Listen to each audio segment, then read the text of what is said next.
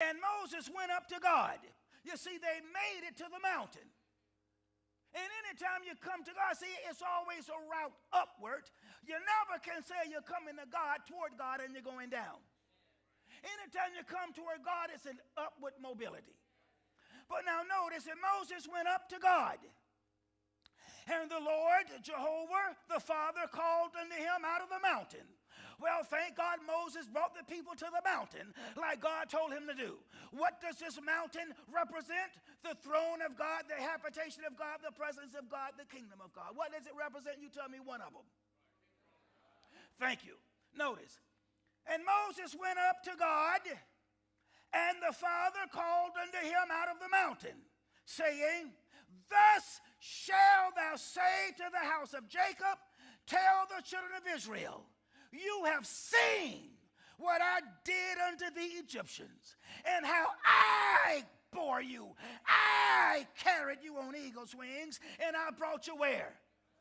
See, that mountain represented God's throne, his habitation. I brought you to me. I brought you to this mountain where you know I live. Well, that mountain for us represents heaven. He said, I brought you. You know I set you free from devils. You know I set you free from the Egyptians. You know I set you free from the world. But look, I brought you someplace after I set you free. I brought you to myself. Now notice he says, I'm the one who set you free from bondage before you got born again. But then I'm the same one who brought you or who carries you. See, I want to bring you to me once you get born again. Now listen. When he says, I bore you on eagle's wings, eagles carry their young on their backs when they're flying. What he's saying is, I brought you. It was never your strength, never your energy, never your power and your wisdom. No, I brought you to me. Now listen, once we begin this journey, once we're born again, we must rely upon the Father for everything. Because he alone has the wherewithal to get us to himself. Now, are y'all listening? So by chapter 19, Moses does bring the people to the mountain of God, which represents his habitation. And I love this one. Look at verse 17. Whoa, look at verse 17. And Moses brought forth the people out of the camp to meet with who? Because he lived on that mountain. And Moses brought forth the people. I got news for you.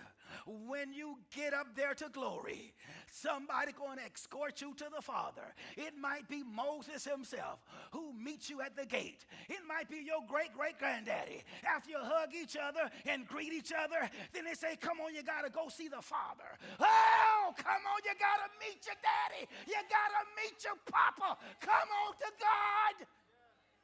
Hey, we got to go meet him. It's going to be a wonderful day because, see, all this is true, you see.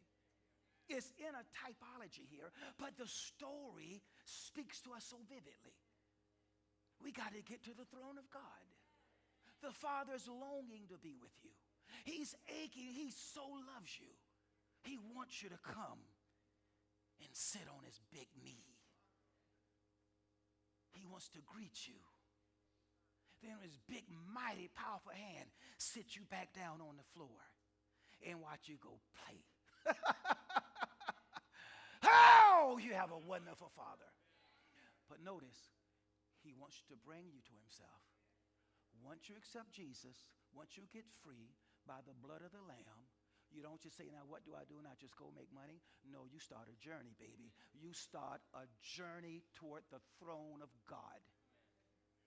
He didn't set you free just so you can say I'm saved. He set you free to get you to himself. Are y'all here? Oh, glory. Now let me hurry up. I got some things to cover. Notice chapter 12 now. So from